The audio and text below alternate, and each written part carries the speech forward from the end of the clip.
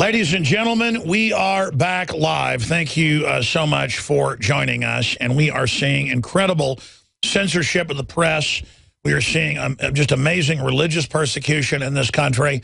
What Camille Paglia called the latest Duck Dynasty censorship, fascist and ultra-Stalinistic.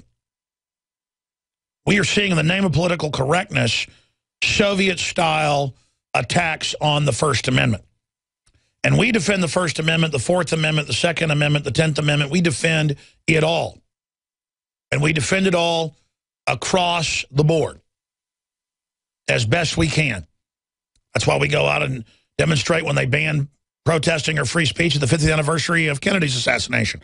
That's why we go to the NSA building and protest what they're doing in Utah or in San Antonio.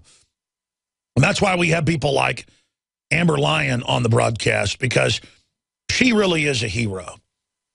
She was making a lot of money, was successful, had won 3 Emmys for journalism and for stories and best camera talent reporter. She covered all sorts of war zones and the BP oil spill, you name it.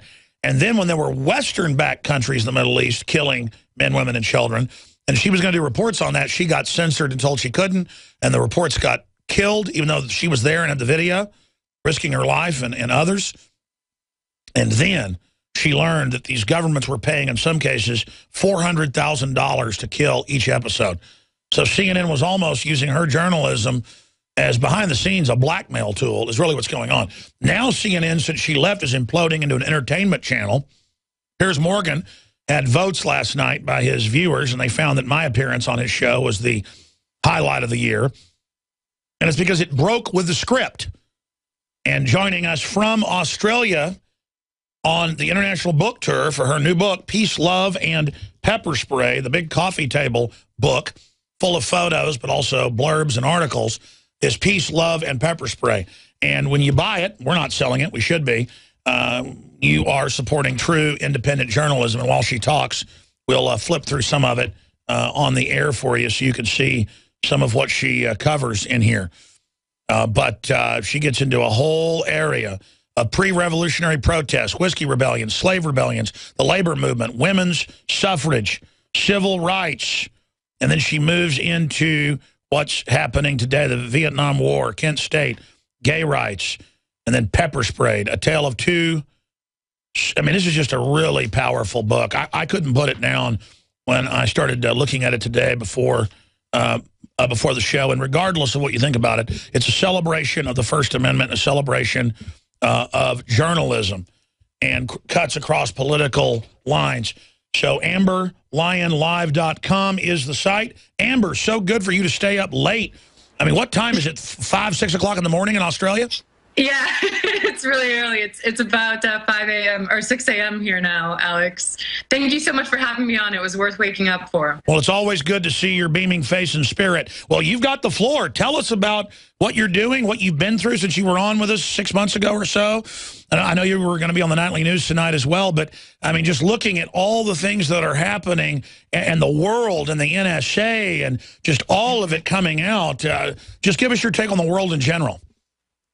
Well, right now, I think the world is waking up. We're seeing an expanded consciousness worldwide that really fills me with a lot of hope, especially when you saw the American people and the people worldwide stand up and say, enough is enough, and we don't want this attack on Syria. To me, that was emblematic of a shift in consciousness we're facing worldwide, and something that can make all of us smile a little bit because the people are waking up. And since we last spoke, Alex, I've just been working on this book, and it's been a crazy but exciting journey. And I think the book is super important because I saw that the mainstream media was demonizing protest and making people think that protesters didn't have a sound message and protest was a waste of time. And I published this book to remind the American people that protest has been the common denominator for change throughout history. And if we want things to change, we're going to have to stand up and fight for our rights, Alex. Well, you're absolutely right, Amber. And I know that since you've been on with us, you've been traveling the world and doing investigative journalism in some dangerous situations. Tell us about some of your latest exploits. Well, as of now, I've been traveling investigating natural medicines. I feel like a lot of these medicines are being demonized, and not only that, they're being withheld from the American public in what I consider to be one of the greatest human rights tragedies of our generation. And so I've been, since March of last year, I've literally been on the road nonstop investigating these medicines, and I'm currently writing a book for people to show them how they can access them instead of just relying on prescription drugs, which are, as you know, Alex, you talk about this a lot on your show, turning the nation into zombies and addicts as well. One of my last stories I did for CNN was on these babies being born addicted to prescription medications. This NICU in East Tennessee literally had to build an extra wing just to handle all these babies being born addicted. And that's a story that's not being covered enough as well, that I'm going to be covering in the book too. Wow. But in addition to that, I finished up covering protests across the U.S. I traveled the U.S. for a year covering the Occupy protests, covering teacher protests, home foreclosure protests, really just any event where the little guy was standing up for his rights. Talk to us about the nature of where you see the First Amendment as an award-winning journalist who's trained in understanding it, with the way the free speech zones operate, the way the riot police operate, the way this culture is converting to what we see in third world countries and dictatorships, quite frankly, but they're still branding it as freedom because we went up to cover JFK and we're totally peaceful and we're physically attacked, punched, hit, you name it, for peacefully being there. The Dallas police said, no, you have a right to be here, First Amendment. And then the feds had the deputized sheriff's deputies physically attack us, and they looked like people out of central casting from a maximum security prison. Who did attack us. And it's just, you don't want to think bad of the police. You want to believe in the system. But when it becomes tyrannical in your face, you're a fool to deny it. So your book, incredible photojournalism in here, and firsthand accounts that it goes through. Talk about the state of the First Amendment in this country. Well, it's at a disturbing state right now, Alex. Like you were describing, we're seeing a rampant amount of police militarization to the point that people are being intimidated to even hit the streets and protest. One of the protests I covered in the book, the Anaheim police brutality protest, ironically enough, the people were protesting against police brutality when the police started opening fire on crowds of women and children using less lethal rounds, which we all know can be lethal if they hit you in the head or in the wrong location. And I was even fired at by the Anaheim Police Department as I was standing in the middle of a busy street photographing a dumpster that had been set on fire. A wall of police started firing up on me, and I had to run. I was in such shock because, as you mentioned, Alex, I have traveled all around the world covering protests in countries that we consider to be run by dictators and we consider to be more dangerous than the U.S., but I have never been directly shot at like that in my entire career.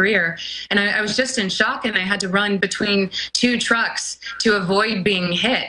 And when I emerged from the truck screaming press, one of the officers said to me, "Don't you know how to cover a protest? You need to stand back here." And he pointed behind the police line where all the other journalists were corralled. And I believe I was fired upon because they didn't want me out there documenting these injuries. I had photographs of pedestrians who'd been hit in the back of their legs with these projectiles. And not only that, one of the next days when the protesters hit the streets, police showed up dressed in full camo gear, Alex. That was another double take I had to do. I felt like I was in Egypt. They were wearing camouflage clothing and camo and military boots and heavily armed for a protest that it was almost a joke. Like you either had to laugh or cry because this protest consisted mostly of Hispanic women and children who were unarmed. We're just seeing a disturbing rate of this police militarization, and I definitely expose that in the book because it just became a common thread at all of these protests, Alex, and people like to believe we have the freedom to exercise our First Amendment rights in the United States, but when you have police directly intimidating protesters, then we're not able to do so. And I know a lot of police are good. You know, police officers, many of them do get in the field to protect our freedoms, but they're doing the exact opposite. And as a failure... Well, that's right. The directive from on top is towards authoritarianism. And as you know, our government and the special interests that control it are on record all over the world trying to put authoritarian regimes in because they want to manage and extract the resources. They're treating us exactly the same. So this is a top-down operation. Exactly. And why, where's the outrage, Alex? Like, why, this is what I don't understand. Why aren't the people saying enough is enough and really standing up and fighting back against this police militarization? This is a slippery slope. And we're seeing this, I mean, even from when I started covering the protests in September 2011 to now, look at the change in the police attire. Police are now heading to these protests dressed like they're in some Judge Dredd movie. And I think they're doing that because they're getting away with it. The American public is allowing this to happen and sitting back and not standing up for our rights. Symbols are powerful, and the globalists have hijacked the symbols of America. They've turned them into their own symbols. Well, we are restoring the idea of the true republic, not the counterfeit globalist empire, by promoting the icon George Washington and others. That's why we're rolling out on 100% made in America line of incredible pro-liberty apparel. We are repopularizing liberty. We are helping fellow Americans rediscover what made this country great. We are the spirit of 1776. We are 1776 worldwide. We are all brothers and sisters in arms in the animating contest of liberty in the long march towards humanity's ultimate destiny of freedom. Visit madein1776.com today and vote with your dollars to promote truly made in America, high-quality products, and promote the ideals of liberty.